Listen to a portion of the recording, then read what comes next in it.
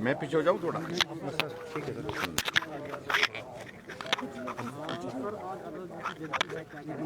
हाँ जी।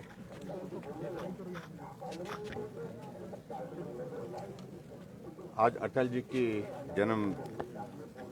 दिवस पर मैं उनको श्रद्धांजलि देता हूं और उनके इस देश के लिए एक बहुत बड़े योगदान के रूप में जो सुशासन की एक व्यवस्था को उन्हें आगे बढ़ाने के लिए जो काम किया, उसके लिए ये देश सदैव अटल जी को स्मरण करता रहेगा। और हम सब लोगों का ये सौभाग्य है कि अटल जी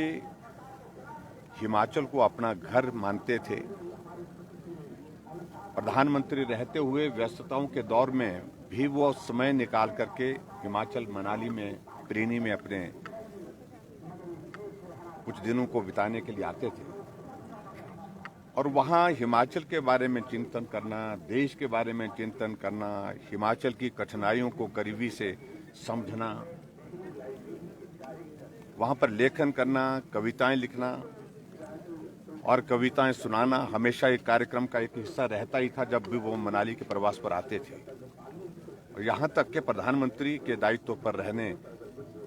के दौरान भी आज अटल टनल रोहतांग में कह सकता हूँ उनका एक स्वप्न है जो साकार हुआ है। और एक नहीं अनेक ऐसी देन उनकी हिमाचल प्रदेश के लिए रही है जिनको हिमाचल कभी भूल नहीं सकता। बतौर प्रधानमंत्री और अपने अटल जी के जो कार्यकाल का समय रहा है उसको भी अपना देश सदैव याद करता है। और जिस तरह से कारगिल के युद्ध में उनने पाकिस्तान को मुंह तोड़ जवाब दिया, बहुत बड़ा दबाव डालने की कोशिश हुई थी कि अमेरिका ने निमंत्रण दिया कि आप आइए, हम बैठ करके बातचीत करना चाहते हैं, पाकिस्तान भी बातचीत करना चाहता है। लेकिन अटल जी ने दो टूक होकर के अपनी बात कही कि मेरे देश की धरती पर आक्रमण हुआ है, जब तक मैं एक एक दुश्मन को यहाँ से मार करके गिरा करके उनको भगा करके जो है वो सफल नहीं होता, तब तक के लिए बात करने की कोई संभावना नहीं। तो ऐसे में मैं कह सकता हूँ एक पराक्रमी, एक कवि के रूप में, एक कोमल हृदय के रूप में, एक संवेदनशील के रूप में और सुशासन की दृष्टि से जो उनका एक योगदान रहा है, मुझे लगता है कि ये देश क्या पूरा दुनिया में जो है वो उनका एक स्थान, एक सम्मान रहा है। उस दृष्टि से एक पहचान बनी और आज जन्म जयंती पर उनके हम श्रद्धा सुमन अर्पित करते हैं और हिमाचल प्रदेश के लिए और पूरे देश के लिए अटल जी के इस योगदान को स्मरण करते हुए सदैव यही कहते हैं, अटल जी आप जहाँ भी हो सुकून में रहें और ये देश, ये प्रदेश आपके किए हुए काम को कभी नहीं भूल सकता। सर ओमिक्रॉन के मामले लगातार बढ़ रहे हैं सर, आपने बैठक भी ली है कल, क्या कुछ दिशा निर्देश दिए गए हैं? क्या नाइट कर्फ्यू लगाने की भी कोई ऐसी बात को लेकर के बहुत चिंता की बात नहीं। अभी तक हिमाचल प्रदेश में ओमिक्रॉन के वायरस की पुष्टि नहीं हुई। हमने कुछ सैंपल भेजे हैं लेकिन फिर भी उसके बावजूद अभी तक इस प्रकार की पुष्टि नहीं हुई है। लेकिन फिर भी ये बात सही है कि हमको सतर्क होकर के काम करना पड़ेगा, सावधान होकर के काम करना पड़ेगा। पिछले कल हमने सभी डिप्टी कमिश्नर के साथ जो वीडियो कॉन्फ्रेंस के माध्यम से चीफ मेडिकल ऑफिसर्स के साथ जो वीडियो कॉन्फ्रेंस की है,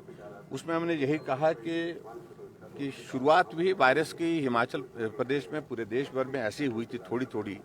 और ऐसे में वो बढ़ते बढ़ते बहुत विकराल रूप धारण कर गया था एक दौर में जब डेल्टा का दूसरा फेज आया था। ऐसे में हमको पीछे सारी चीज़ों को ध्यान में रखते हुए ये सीख लेनी है कि हम अपनी तैयारी रखें। हम कोविड के मामलों को देखते हैं कि हालांकि कम हुए हैं, 405 केसेस, एक्टिव केसेस इस वक्त हिमाचल प्रदेश में हैं, लेकिन फिर भी हमारी तैयारी आने वाले समय में, क्योंकि हम देख रहे हैं कि दूसरे देशों में ओमिक्रॉन के फास्ट स्प्रेड के कारण वहाँ स्थिति बहुत चिंताजनक हुई है। तो ऐसी स्थिति से सामना करने के लिए हमको तैयारी रखनी चाहिए और विशेष तौर से हमने यही कहा है कि क्रिसमस पे और न्यू ईयर पर हिमाचल प्रदेश में बहुत सारे टूरिस्ट आते हैं, रोकना ठीक नहीं है, आ रहे हैं, उनका अभिनंदन है, लेकिन उनसे हम इसी बात के लिए आग्रह करें कि वो कोविड नियमों का पालन करें और उसके साथ साथ में हम इस बात को भी सुनिश्चित करें कि बहुत ज़्यादा क्राउडिंग जो सेलिब्रेशन के रूप में, इसके रूप में, उसको थोड़ा कैसे चेक कर सकते हैं, उसको कैसे रेगुलेट कर सकते हैं, मॉनिटर कर सकते हैं, इसके लिए हमने कहा है। सर टैक्सी और बस ऑपरेटर से भी आपकी बात हुई है, क्या कुछ उनको टैक्स में रियायत दी गई है जो हम मांग कर रहे हैं? देखिए, हमने अब सारी बातें उनकी मान ली है जो वो कह रहे थे, टैक्सी वालों की, स्कूल बस वालों की और प्राइवेट ट्रांसपोर्टर्स की सारी बातें मान ली हैं और 164 करोड़ रुपीस अभी तक दोनों जो पीछे हमने दिया था उसके बाद अभी का मिला करके ये अमाउंट जो है हमने उनके लिए राहत के रूप में दिया है। तो मैं समझता हूँ कि अब कोई इशू नहीं है इसमें। Thank you sir. आपका